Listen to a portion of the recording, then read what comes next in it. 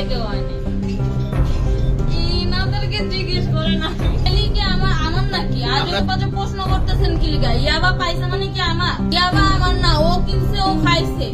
আমি শুনেন একটা কথা বলি, আমি যে তোর ফ্রেন্ড তাই বললে আমি এই পর্যন্ত আসি, থানায় পাড়া দিছি, আমি ওইখান থেকে চলে যেতে পারতাম। আমি একজন আর্টিস্ট, ওকে, আমার ডান্সার, আমার সবকিছু আছে। আপনারা কি মনে করতেছেন এতক্ষণ?